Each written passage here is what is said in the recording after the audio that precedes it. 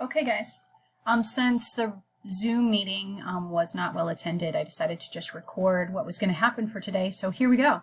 We were going to do a quick check-in. I'm going to show you sleep survey results from your from the last session. We were going to talk about what your dreams mean, do our actual lesson. I will send out a Kahoot that helps you to review Unit 5. No worries, there's 43 questions, but I'll send it out as a virtual challenge. You guys just do what you can to let that help you review. And then there will be a quiz over the dreams reading that you were assigned. It'll be open from 2 to 5 p.m. If you need another alternate time, you need to communicate with me. Otherwise, it'll be closed at 5 and scores entered.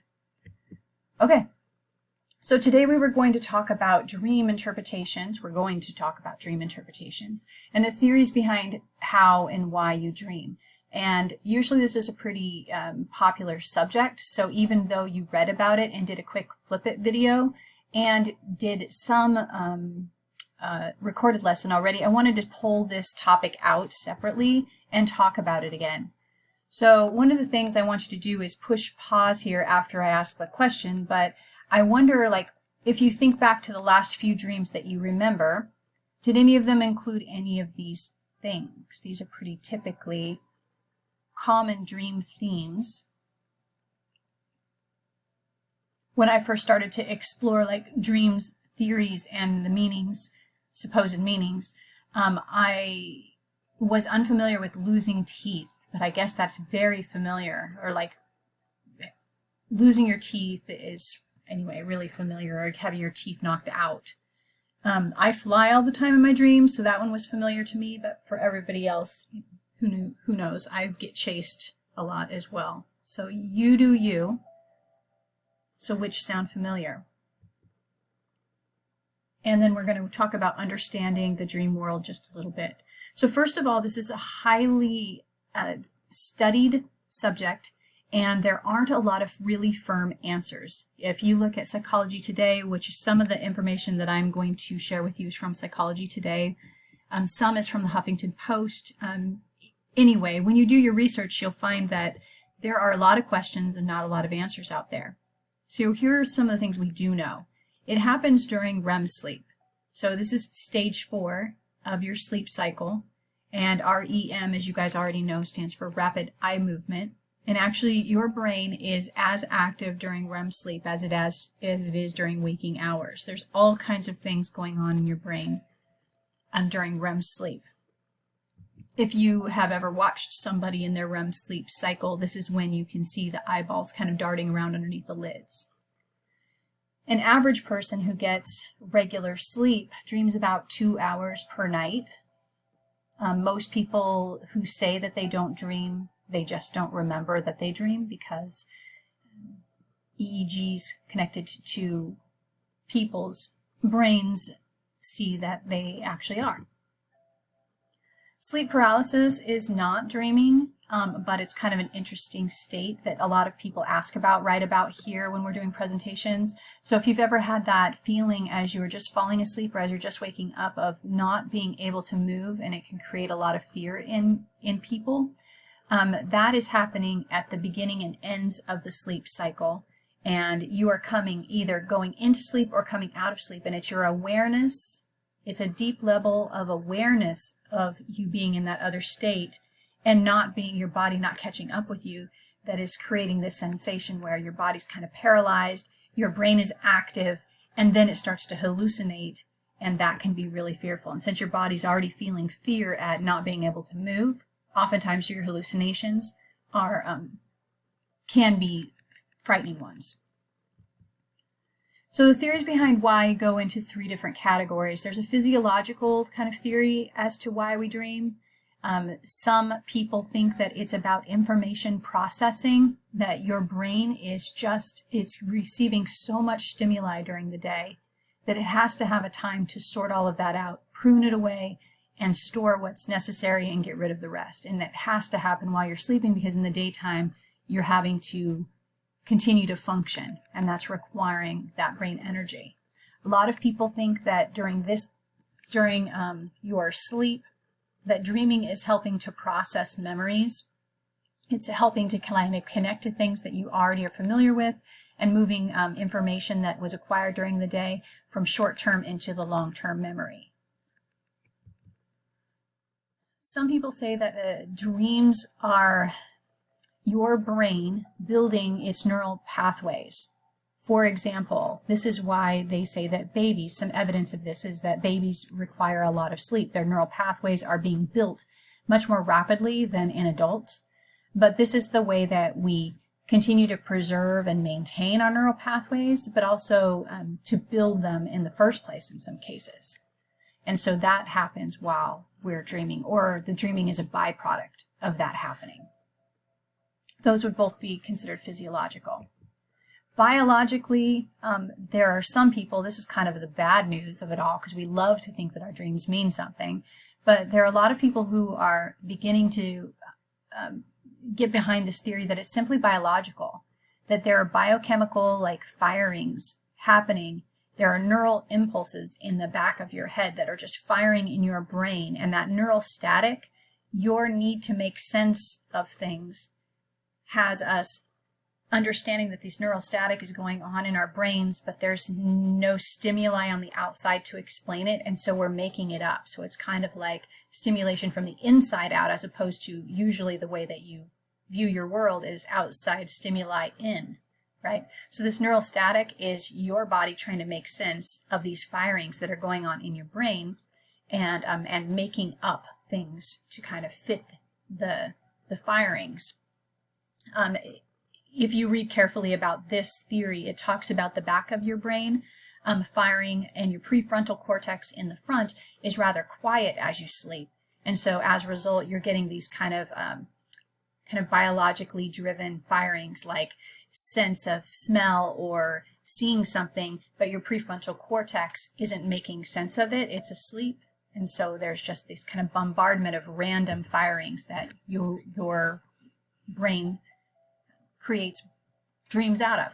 There's also psychological explanations for dreaming, which simply puts it into, well, it's not simply, but it says it's a state of consciousness that's bringing kind of your past, the things you've experienced before, what you are feeling in the moment, and your concerns or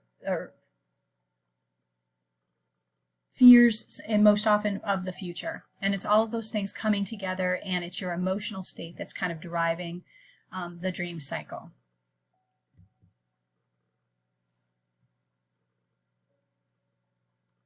This is just to remind you that the sleep cycle is roughly 90 minutes. You move through the stages between 5 and 15 minutes each. And the REM cycle is where the dreams are happening. So right here. So every hour and a half, roughly. And one of the reasons that you remember your dreams is that post-REM cycle, you're coming out of that sleep cycle and either waking or almost waking up every hour and a half.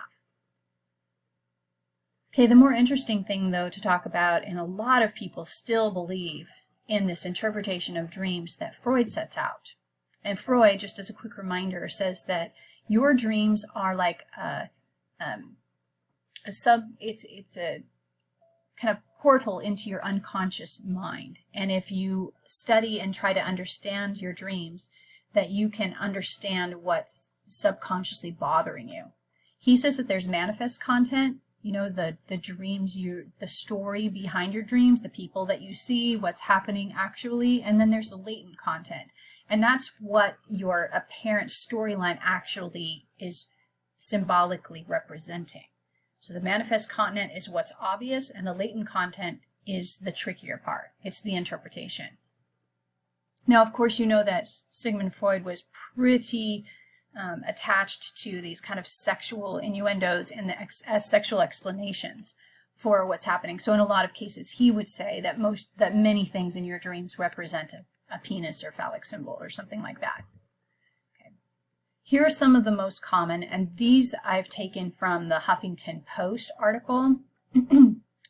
and which is done with some pretty decent research, but they give a rundown of some really common things that happen in a lot of people's dreams, which, by the way, everybody universally dreams, and even some animals dream. So being chased or attacked, often the supposed latent content of this is not addressing something that is really requiring our attention. So, for example, not making a decision about what school you want to go to. Maybe the fact that you're being chased in your dream is really kind of you feeling anxiety around that decision that you have not made yet. Injured, ill, dying, or teeth grinding, teeth crumbling, teeth falling out. Anything in that category is something that is no longer functioning well for you, that needs to be dealt with.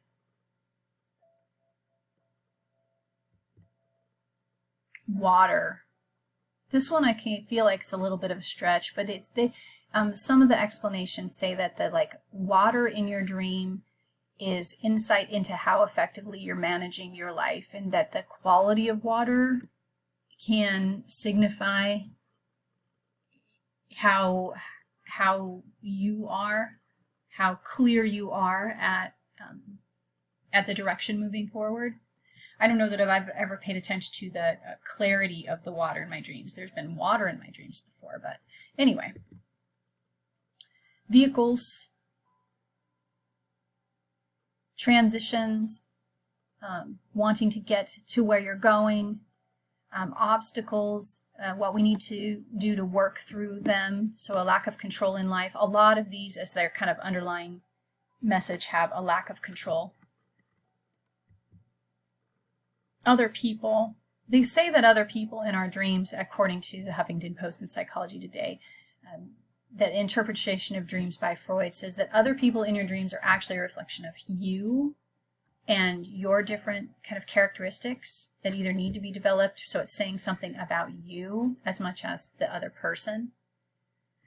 So interpersonal issues, you have a issue in your relationship, and maybe the friend that's there is meant to represent something that you're struggling with inside of yourself. Lots of anxiety around competition and testing or due dates or something like that. It's very, very common. Anxiety about sexual performance, or just anxiety about performance in general, can come out in a classroom or school settings or speaking engagements or something like that in your dream. Sleep paralysis we've talked about a little bit. It's actually not.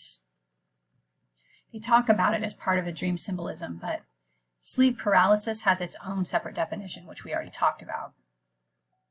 Death, or being trapped, or being lost. The end of one thing to make room for another. So something in your life, you're confused and there's conflict, but there's change going on and uncertainty. Flying, according to the Huffington Post, like how confident you are that you are able to fulfill what you need to do to accomplish your dreams and goals. I fly all the time in my dreams, and sometimes if I have to get a run at it, sometimes I can fly well, and sometimes I'm just barely skimming the surface and just can't stay off the ground.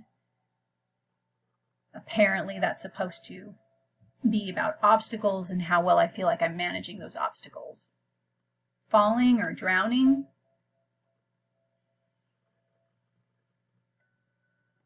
Something that feels out of control again. Feeling helpless, a lack of support, insecure. You can also suffer from this sensation of falling during sleep paralysis though too. Nakedness is emotional and psychological vulnerability.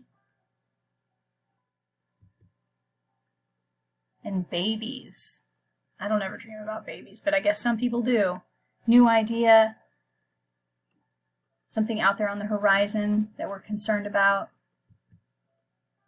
And houses, supposedly, the different levels of houses represent your consciousness. please make sure you've read your article and do the Kahoot.